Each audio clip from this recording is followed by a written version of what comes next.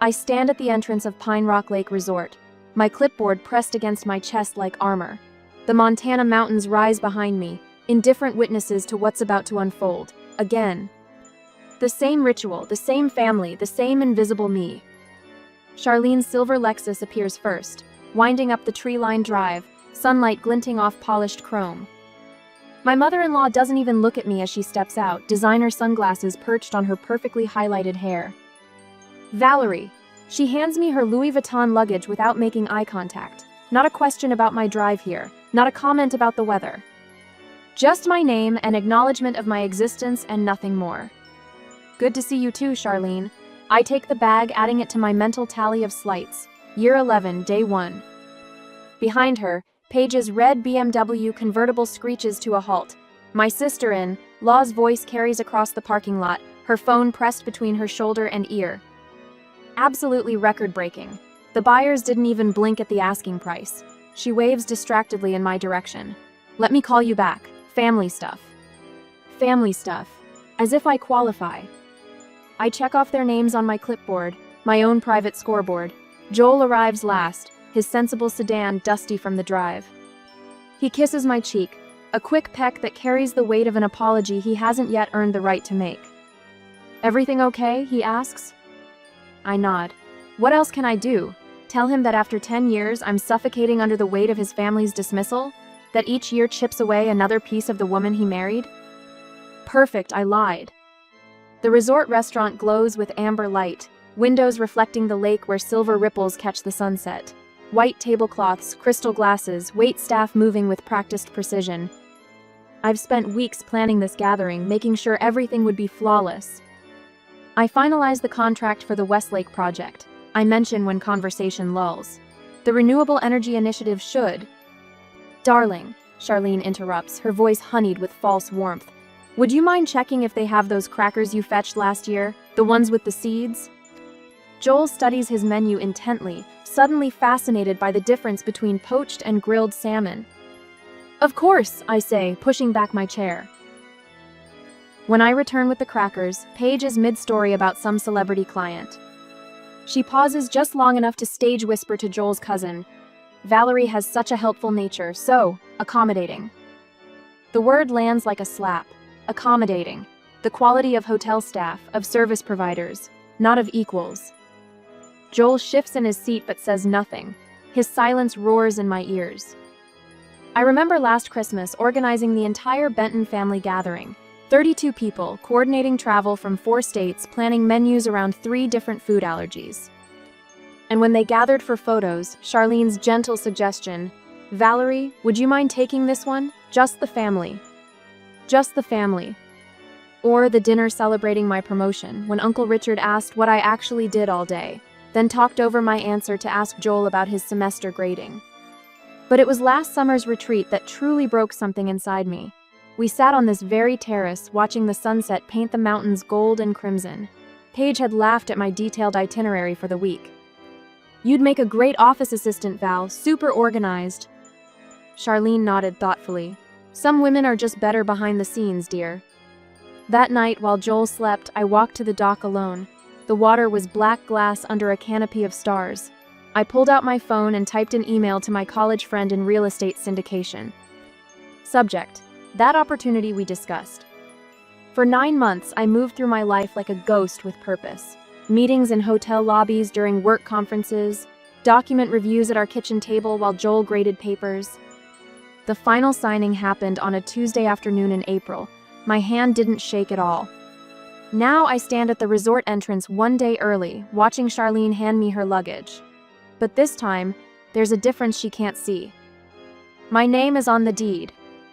I've spent a decade being invisible. Tomorrow, they'll finally see me.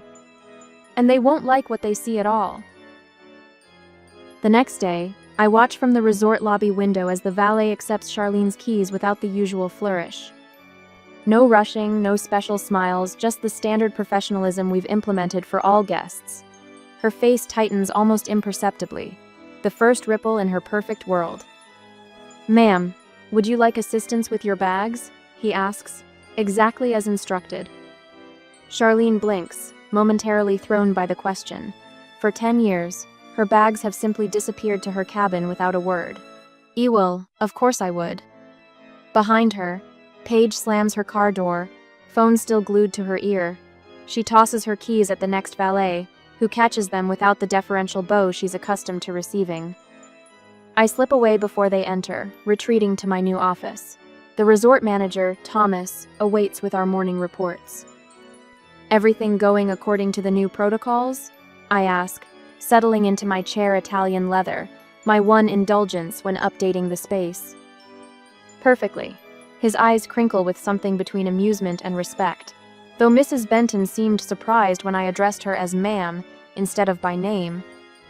Imagine that, I murmur, reviewing the cabin assignments. Families all in their usual spots? Yes, but without the complimentary wine baskets and pre-stocked refrigerators they're used to. I nod, satisfaction warming my chest. Standard welcome packages only, no exceptions. When I join them for dinner, they've been festering for hours. The restaurant hums with the pleasant conversation of regular guests, but our table radiates tension like a cracked reactor. Valerie, Charlene sets down her water glass with precision. Have you noticed the service isn't what it used to be? I tilt my head with practiced innocence. How so? The valet barely looked at me when I arrived, Paige interjects, scrolling through her phone, and my cabin's minibar wasn't stocked with the Vouv I specifically requested last year. Perhaps management changed hands, I suggested, unfolding my napkin. Uncle Richard snorts. Heard some faceless investor bought in, probably squeezing every penny from the place. He gestures broadly, wine sloshing dangerously close to the rim of his glass. These types never understand tradition or quality. Joel shifts uncomfortably beside me. Maybe we should leave a review. Might help them improve.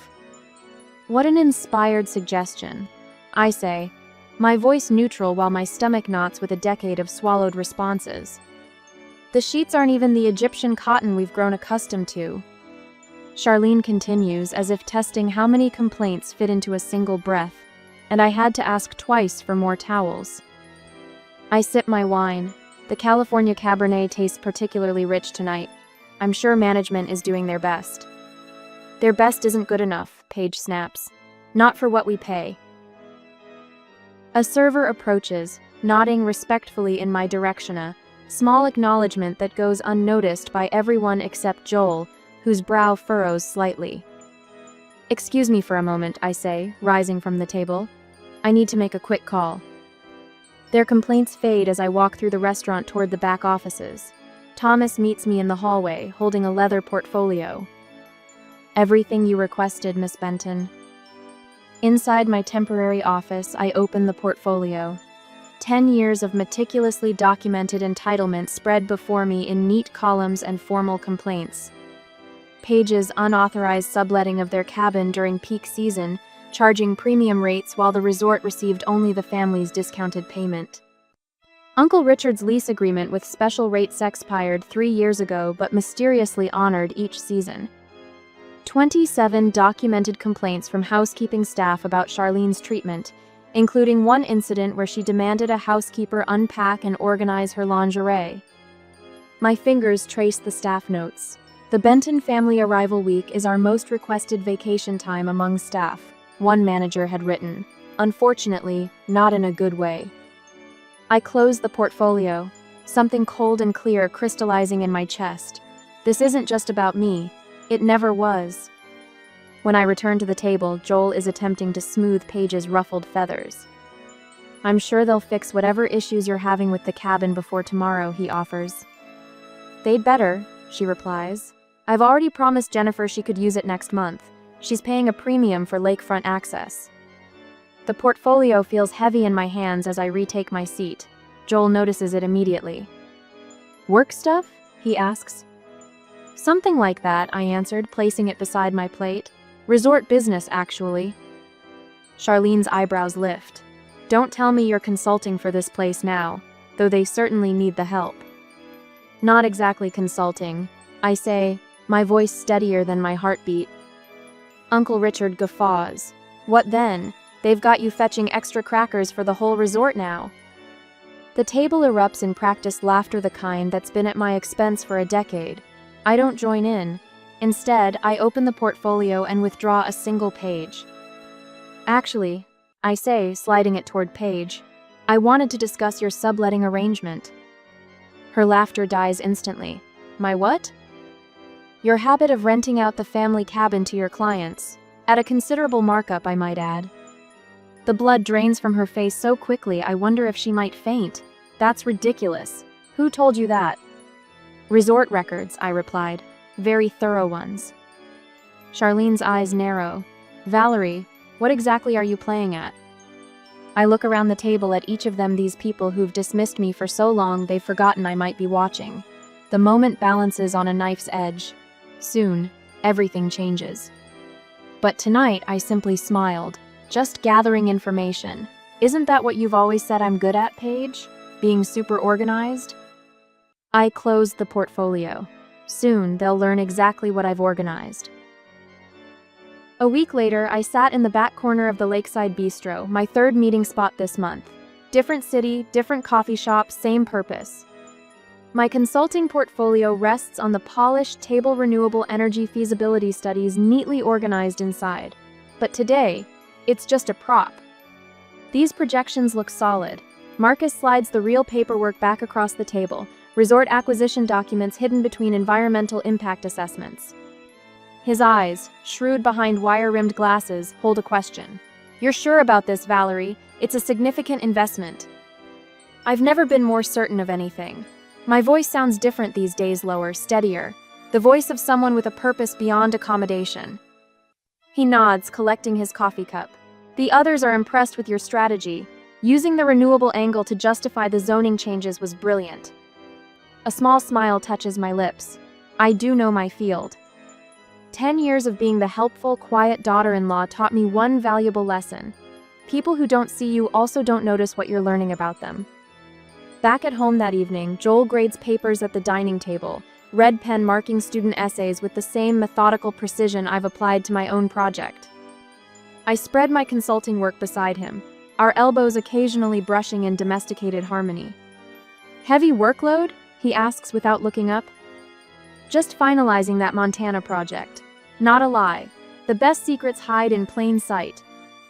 His pen pauses. The renewable thing? Yes. I shuffle through permits that would reveal everything if he bothered to read them. The solar installation should offset nearly 40% of operational costs. He nods, attention already returning to his student's work. That's nice, Val. 8 words about my career, then silence. The next afternoon, I excuse myself from a faculty luncheon at the university where Joel teaches. Sorry, work call, I explain, and no one questions it. They never do. In my car, I dial into the conference call that will transfer the first payment from my personal accounts. Money I've saved over a decade while Joel's family assumed I was just a consultant. Money that will purchase what they value most. Miss Benton, we've received confirmation of the wire transfer, my attorney says. The syndication group is impressed with your capital contribution. 10 years of careful saving adds up, I reply, watching Joel's colleagues through the restaurant window. They've already closed the small gap where I sat, conversation flowing uninterrupted around my absence. The first time Joel took me to Pine Rock Lake Resort, Charlene made a point of explaining its significance. The Bentons have been coming here for generations, she said, voice dripping with ancestral pride. They know us here. What she didn't know was how I listened to the staff when they thought no one was paying attention. How I noticed the general manager's frustration when the owners refused improvements. How I recognized the potential in the aging property with its perfect lakefront location. What she didn't know was that I had spent my career analyzing infrastructure potential and making things work when others couldn't see the possibilities. That night, after finalizing the first phase of acquisition, I lay awake beside Joel. His breathing is even, peaceful. He has no idea that I've mortgaged our future together on this gamble. Joel, I whisper, knowing he won't wake. I'm buying Pine Rock. Saying it aloud feels both terrifying and liberating. My heart pounds hard enough that I press my palm against my chest, certain the drumming will wake him. It doesn't. In the morning, I check my secure email while Joel showers. The resort's general manager has responded to my confidential inquiry with pages of documentation, staffing issues, deferred maintenance, Special arrangements for legacy guests, including detailed records of the Benton family's annual demands. I forward everything to my attorneys with 2 words: as expected. 3 weeks later, I met with the investment group in Denver. 7 people around a conference table, reviewing final projections for the property acquisition. The environmental upgrades will increase value by at least 15% within 18 months. I explain, pointing to charts I've prepared. Tax incentives cover nearly 30% of installation costs. And your personal interest in this property? Asks Sandra, the group's most skeptical member. I maintain eye contact. I know it intimately. I understand its potential and its limitations. I've visited annually for a decade. What I don't say: I know which cabin has plumbing issues every spring. I know which staff members deserve promotion. I know which family has been exploiting loopholes in rental agreements for years. Your expertise in renewable infrastructure is impressive, Sandra concedes. But taking operational control rather than just advisory status is unusual for someone with your background. I smile. Sometimes management requires someone who sees what others miss. On the day I sign the final papers, I wear a blue blazer I purchased for myself. Not the burgundy one Charlene once suggested would suit my coloring better. My hand is steady as I sign my name on the line that makes me managing partner with Operational 7. Control. The attorney slides the resort's master keys across the mahogany table. Congratulations, Miss Benton. Pine Rock Lake Resort is now under your direction. I don't cry, I don't laugh. I simply allow myself one deep breath of acknowledgement. A decade of careful navigation has led to this moment. That night, Joel asks about my day while microwaving leftovers. Busy, I say. Finalize that big project. The Montana thing? He stirs pasta without looking up. Yes. I watch him, wondering if he hears the difference in my voice. He doesn't. The Montana thing. 2 months later, I arrived at Pine Rock Lake Resort one day before the annual family retreat. The general manager greets me at the entrance, no clipboard in sight. Everything is prepared according to your specifications, Miss Benton, he says, leading me toward my officino, a guest cabin. Thank you, Richard. I pause at the threshold, taking in the view of the mountains through floor to ceiling windows. And the staff understand the protocols for tomorrow's arrivals? Absolutely, the Benton family will receive exactly the same treatment as any other guests. His smile holds no malice, just professional satisfaction. No more, no less. I nod, setting my briefcase on the desk that now belongs to me. Perfect. Tomorrow, Charlene's silver Lexus will wind up the tree-lined drive. She'll hand her Louis Vuitton luggage to the valet with barely a glance. Paige will arrive talking loudly on her phone about property values and commission rates. And I'll be waiting. Not with a clipboard, but with a deed. The next day, I stand at the window of our lakeside cabin, watching the afternoon light glitter across Pine Rock Lake. Behind me, Joel rummages through his suitcase, humming tunelessly. He has no idea what's coming. Did you see Uncle Richard bring that awful green sweater again? Joel chuckles, holding up his own neatly pressed button-down. The one with the elbow patches? I nod, not turning from the window. Some things never change. But some things do. The resort staff moved differently today, their eyes meeting mine with a new awareness. Small nods exchanged when Joel isn't looking. My phone buzzes with a text from Marcus, the general manager. Everything prepared for tonight's announcement. Just say the word. You've been quiet, Joel says, approaching to stand beside me. His hand touches my shoulder, familiar yet somehow foreign. Everything okay? Perfect, I reply. The same answer I've given for 10 years. Through the window, I spot Charlene and Paige walking toward the main lodge, Charlene's hand rising to snap her fingers at a groundskeeper who doesn't respond. Her face tightens with indignation as she says something to Paige, who nods vigorously. We should head down, Joel says, checking his watch. Mom likes to have drinks before dinner. Mom likes it. Mom prefers. Mom expects. The mantra of our marriage. I'll meet you there, I say. I need to make a quick call. His brow furrows momentarily before smoothing out. Work stuff? Something like that. After he leaves, I open my leather portfolio, one page once referred to as my little folder of tasks. Inside rests the future of Pine Rock Lake Resort, signed in triplicate. I run my fingers over the embossed leather, remembering the night I decided enough was enough. The resort bar glows in amber when I arrive 30 minutes later. Crystal glasses catch the light like prisms, throwing tiny rainbows across white tablecloths. Joel's family has claimed their usual corner table, Charlene holding court in a coral blouse that probably cost more than my first car. "Valerie, there you are," she says without looking up from her martini.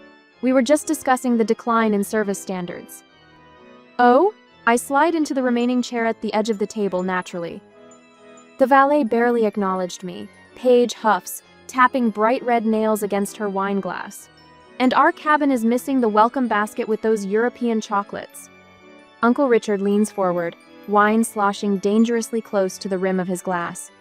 Someone said some faceless investor group bought the place, probably squeezing every penny. Joel nods sympathetically. "Maybe we should leave a review. Might help them improve." I sip my wine slowly, feeling its warmth spread through my chest. I'm sure management is doing their best with the transition. "Well, their best isn't good enough," Charlene declares. "I've been coming here for 20 years and the staff used to know exactly how I like things." I caught the eye of Emma, the bartender who's worked here since before I met Joel. She gives me the slightest wink. Emma knows exactly who owns Pine Rock now. "I heard they're planning renovations," I offer. "Sustainable energy upgrades, lakefront restoration." Paige waves this away. "God, that sounds dreadful. They'll ruin the charm with all that modern nonsense." "Speaking of our cabin," she continues, leaning toward Uncle Richard, "I have a client who would pay top dollar to use it next month during the photography festival. We could split the profit like last year." My phone vibrates in my pocket. Another text from Marcus. "Documents ready in the office whenever you're ready." "Excuse me," I say, rising from my chair. "I need to check something." "The restroom is down the hall, dear," Charlene says dismissively. I don't correct her. Instead, I walk with measured steps toward the manager's office, past framed photographs of the mountains in every season. The door bears a discreet brass plaque. Management. I knock once before entering. Marcus stands as I close the door behind me. "Miss Benton, everything's ready." "Show me." He slides a folder across the polished desk. Inside are printouts of complaints, invoices, and emails spanning a decade. "The subletting situation?" I ask. "Documented thoroughly." Marcus points to a spreadsheet. "Miss Page has been renting out the family cabin during peak seasons for at least 5 years. No permission granted, no revenue shared with the resort." I nod, scanning further. "And Richard's lease?" "Expired 3 years ago. He's been paying 2018 rates through a verbal agreement with the previous owner." The next page makes my breath catch. A formal complaint from housekeeping staff about Charlene's behavior last summer. Guest threw clothing at staff member when items were returned with insufficient pressing. "The staff," I begin. Marcus's expression softens. "They've dreaded the Benton family's arrival for years.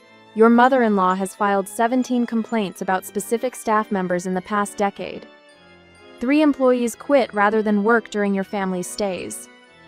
My family. The phrase sticks like a fishbone in my throat. "And the announcement arrangements?" He straightens. "Champagne will be served with the main course. I'll make the introduction at 7:45 precisely." I close the folder, tuck it under my arm. Perfect. When I return to the table, Joel gives me a questioning look. "Everything okay? You were gone for a while."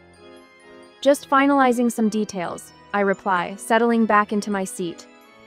Charlene sips her fresh martini. "Valerie, be a dear and ask if they have those little bacon-wrapped dates. The waitstaff is ignoring us completely." I meet her eyes directly, something I rarely do. "I think we should wait for the main course, Charlene. I hear there's going to be a special announcement tonight." "An announcement?" She frowns. "What could possibly be important enough to interrupt dinner?" I smile. "You'll see." An hour later, I stand just outside the dining room, taking a final steadying breath. The mahogany doors frame the scene like a portrait. My husband's family seated at their usual table by the windows, lake waters shimmering behind them in the evening light. Charlene raises her wine glass to her lips, her diamond bracelet catching the light. Paige gestures dramatically to Joel's Uncle Richard, who nods with exaggerated importance. Joel sees me first. His brow furrows slightly, perhaps noticing something different in my posture. I am no longer hunched against their judgment. "Everything okay, Val?" he asks as I slip into my chair. "Perfect timing," I say, signaling discreetly to Marcus, the general manager. We'd rehearsed this moment during our early morning meeting. The staff positioned strategically around the dining room caught my eye one by one: Emma at the bar, Robert by the service station, Teresa near the kitchen doors. Small nods, almost imperceptible. A battalion assembled for a battle the enemy doesn't know is coming. Charlene interrupts my thoughts. I was just telling everyone about the appalling service at check-in. Someone should really speak to management. She pronounces management with the disdain usually reserved for discussing vermin. "Did you have a specific complaint?" I ask, unfolding my napkin across my lap. The young man at reception didn't recognize us. Can you imagine? After all these years, having to spell out my name like some random tourist? She turns to Paige. "The standards have absolutely plummeted." "I know." Paige agrees, scrolling through her phone. "And they put me in cabin 4 instead of 6. I specifically wanted 6 for the client viewing tomorrow. The lighting is all wrong in 4. Uncle Richard swirls his bourbon. "I heard some faceless investor bought the place, probably going to ruin it with cost-cutting. No respect for tradition." Joel shifts uncomfortably. "Maybe we should leave a review. Might help them improve." I take a slow sip of water, letting the ice clink against my teeth. "I'm sure management is aware of your concerns." Marcus approaches with a bottle of champagne, white napkin draped precisely over his arm. He catches my eye, the slightest lift of his eyebrow. "Ready?" I nod once. "Now."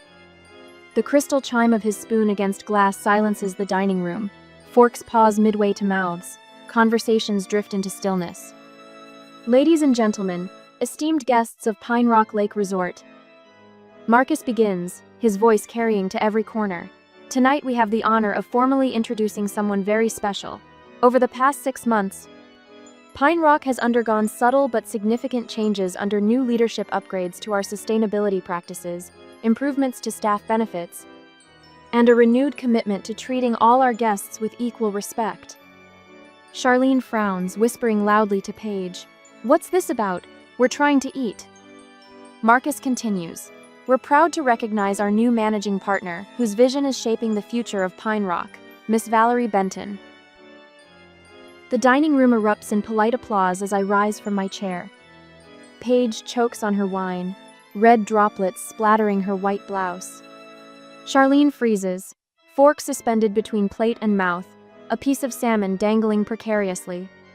Uncle Richard's tumbler slips from his fingers, bourbon splashing onto the tablecloth. Joel's face drains of color, his eyes wide with shock, recognition, and something else, perhaps a decade of willful blindness suddenly cleared. I walk to the front of the dining room, shoulders squared, chin lifted. The woman they never truly saw now commands every eye in the room. My heels strike the hardwood floor with purpose, each step marking the distance between who I was and who I am. "Thank you, Marcus," I say, my voice steady and clear. Pine Rock has always been a special place, a sanctuary where guests come to reconnect with nature and themselves. I scan the dining room, meeting curious gazes. As the new managing partner, my commitment is to ensure every guest receives the same exceptional experience regardless of their last name or how many years they've been coming here. My eyes find Joel's. He stares back, a man witnessing a solar eclipse without proper protection. "No exceptions, no discounts, no legacy perks," I continue. "Just honest, equal service for everyone who chooses to spend their time with us." I return to our table, a leather portfolio tucked under my arm. The whispers follow me like ripples in water. Charlene attempts recovery, her social smile strained at the edges. "Valerie, darling," she begins, voice honeyed with false warmth. "What a delightful surprise. Why didn't you tell us about this little venture of yours?" I set the portfolio on the table. "You never asked, Charlene, about this or about me for 10 years. I open the folder, extracting several documents with practiced precision. Page, all unauthorized subletting of resort property has been terminated, effective immediately. I slide the first document across the table. Your plan showing tomorrow has been canceled, and the client notified. Paige's mouth opens and closes like a hooked fish. I turn to Uncle Richard. Expired leases have been reviewed. You have 30 days to vacate cabin 11, which will then return to regular inventory. Finally, I face Charlene, sliding a sealed envelope toward her. This contains documented complaints from staff regarding your behavior over the past decade, along with a draft press release about Pine Rock's new harassment-free workplace policy. I stand, gathering my portfolio. I have an early meeting about the resort's renewable energy installation. Enjoy your dessert. The chocolate souffle is particularly good tonight. Walking away, I feel 10 years of silence lifting from my shoulders. Behind me, their carefully constructed social facade crumbles like sandcastles at high tide. Joel follows me out, catching my arm in the lobby. His face shows the first genuine recognition of who I am, who I've always been. Valerie, he whispers, his voice strangled. I had no idea. That, I say quietly, has always been our problem. He followed me out. The cabin door clicked shut behind Joel. He stood in the entryway, his silhouette darkened against the moonlight filtering through the windows. I sat in the armchair by the stone fireplace, legs tucked beneath her, a glass of Cabernet untouched on the side table. Why didn't you tell me? His voice hung in the air between them, not accusatory, just hollow. I looked up from the dancing flames. You never asked about this or about me for 10 years. The truth settled around us like dust after an explosion. Joel moved to the couch across from me, his academic's posture now slumped with the weight of revelation. I thought we were happy, he said. No. I took a sip of wine, letting the tannic warmth coat my tongue. You were comfortable. I was invisible. Outside the window, Pine Rock Lake reflected the stars, the same view that had witnessed my decision 1 year ago. The mountains stood sentinel, unchanged by human dramas playing out in their shadow. All those meetings, the late nights working. Just another consulting project, I finished for him. That's what you always called my work, Joel. Just little projects, nothing important enough to ask about. He rubbed his palms against his knees, a nervous habit from their first date that once endeared him to me. Now it just underscored the stranger sitting across from me. What happens now? He asked. You pack. I will stay. My voice remained level, the product of months practicing this moment. I'll have the papers sent to your office next week. No anger filled the space between us, no shouting, just the quiet acknowledgement of a relationship built on silence, his unwillingness to see me, my unwillingness to demand being seen. Morning arrived with golden light spilling across the dock. I stood with my clipboard, steam rising from my coffee mug into the crisp Montana air. Behind me, the resort sprawled with potential.